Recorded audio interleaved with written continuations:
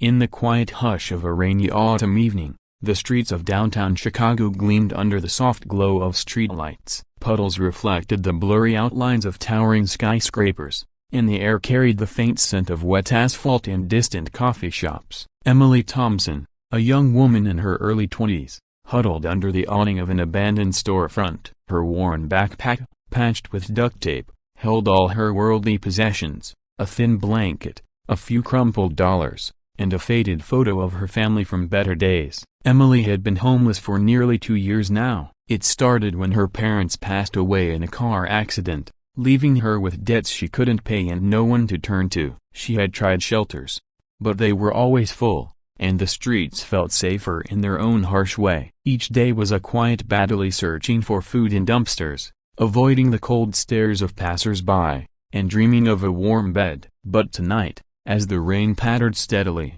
something caught her eye across the street. An elderly man sat slumped against a brick wall, his thin frame shivering in the chill. His clothes were ragged, his beard unkempt, and his eyes stared blankly at the ground. He looked like he hadn't eaten in days. Emily watched him for a moment, her heart aching with a familiar pain. She knew that look, at the hollow emptiness of hunger and despair. Without thinking, she reached into her backpack and pulled out her last apple, crisp and red, saved from a kind stranger earlier that day. Crossing the street slowly, her sneakers squelching in the puddles, Emily approached him. "Sir, are you okay?" Her voice was soft, tentative, like a whisper carried on the wind. The man looked up, his eyes cloudy with age and fatigue. "Just tired, miss. Haven't had much luck today." His name was Harold Jenkins, though Emily didn't know that yet. Harold had once been a factory worker, strong and proud, but retirement had come too soon, and medical bills had stripped him bare. Now, at 78, he begged for scraps, his body frail and his spirit fading. Emily knelt beside him, ignoring the rain soaking her jeans. "Here, take this." She pressed the apple into his trembling hand. "It's not much, but it might help." Harold hesitated, then took it with a nod. "Bless you, child. You're kinder than most." He bit into it slowly, the juice running down his chin, and for the first time in hours, a spark of warmth returned to his face. As they sat there, sharing the quiet shelter of the wall, Emily listened to Harold's stories. He spoke of his late wife, their small home in the suburbs, and the grandchildren he hadn't seen in years. Emily shared bits of her own life via the loss of her parents, the endless job applications rejected because she had no address. The rain continued to fall, a gentle rhythm that matched their slow conversation. Passers-by hurried by, umbrellas up, oblivious to the two souls connecting in the shadows. Unbeknownst to them, a man stood a short distance away, partially hidden by the corner of a upscale cafe. Copyright Alexander Reed, CEO of Reed Enterprises, a massive tech firm headquartered nearby, had been on his way to a late meeting. At 55, Alexander was a picture of success: tailored suit, polished shoes, and a life filled with boardrooms and luxury. But tonight, he paused, drawn by the scene unfolding before him. He watched Emily's act of kindness, her face lit by the dim light, her gestures patient and genuine. Something stirred in him, a memory of his own humble beginnings, scraping by in a small apartment before his big break. Alexander had built his empire from nothing, but success had isolated him. He rarely noticed the world beyond his office windows. Yet here was this young woman, with nothing to her name, giving away her last bit of food. It reminded him of the values his mother had instilled: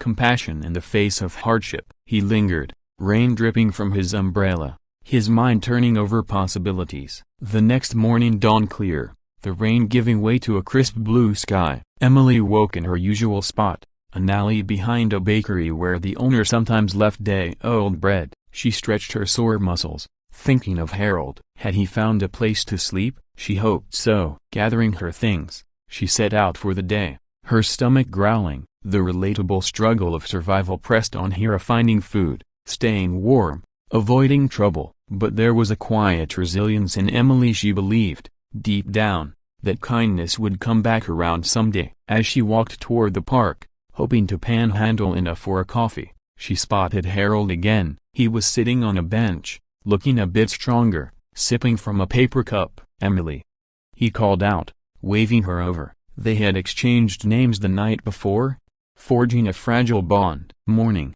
Mr. Jenkins," she said, smiling faintly. "You look better, thanks to you," he replied, his voice steadier. "That apple. It gave me the strength to make it to the soup kitchen." They helped me out. Emily sat beside him, the wooden bench cool under her. Birds chirped in the trees overhead, and joggers passed by in rhythmic steps. For a moment, the world felt less overwhelming, but tension simmered beneath the surface. Emily's mind raced with worries.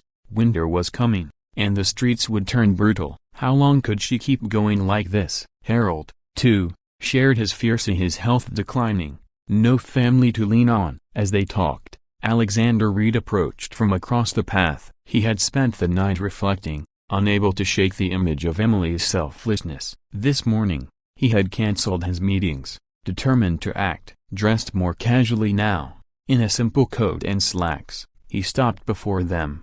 "Excuse me," he said, his voice calm and measured. "I couldn't help but overhear. I saw what you did last night, young lady, helping this gentleman when you had so little yourself." Emily looked up, startled, her cheeks flushing. "Oh, I didn't notice anyone watching." Harold glanced between them, curious but quiet. Alexander introduced himself, pulling out a business card. "I'm Alexander Reed. I run a company downtown." "What you did, it moved me." In a world full of rush and greed, acts like that are rare. Emily took the card, her fingers trembling slightly. "Reed Enterprises." The name was familiar from billboards and news. I just did what anyone would do," she murmured. "Not anyone," Alexander replied gently. "Listen, I want to offer you something, a chance. My company has an entry-level position open in administration. It's nothing fancy, but it comes with training, a steady paycheck, and we can help with housing arrangements through our employee program." The words hung in the air, a gentle twist unfolding like the slow turn of a page. Emily's eyes widened, her breath catching. Was this real? Harold smiled, patting her hand. "See, kindness comes back, girl." Rising tension had built through Emily's endless days of hardship, the quiet desperation of wondering if things would ever change. Now, here was a breakthrough, a stranger's observation turning into an opportunity. Alexander explained further, his tone unhurried, allowing pauses for her to absorb it. He had seen potential in her empathy, a quality his company valued in building teams. No strings attached,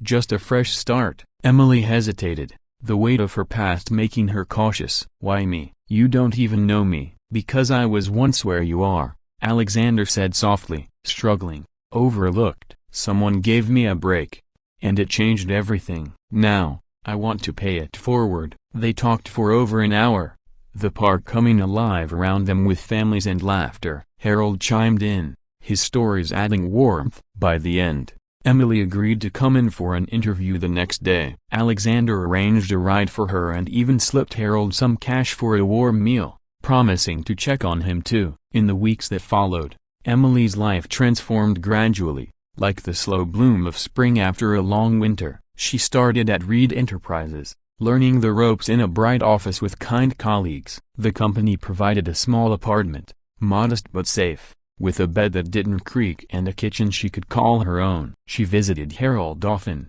bringing groceries and sharing her progress. He found a spot in a senior living community, thanks to Alexander's connections. Emily thrived, her natural compassion making her a favorite among the team. She rose through the ranks, eventually managing community outreach programs, helping others like her former self. Alexander became a mentor, their bond deepening into friendship. He learned from her too of the importance of pausing to see the humanity in everyday moments. One evening, months later, Emily stood on her balcony, overlooking the city lights. The rain fell again, soft and familiar, but now it felt like a cleansing rather than a burden. She thought of that fateful night, the apple, the elder, and the man watching from afar. Life had shifted, not in a dramatic rush, but through quiet acts of kindness rippling outward. In the end, Emily realized a simple truth: in a world that often feels cold and indifferent, one small gesture can spark a chain of change. It doesn't take wealth or power, just a willing heart. And perhaps,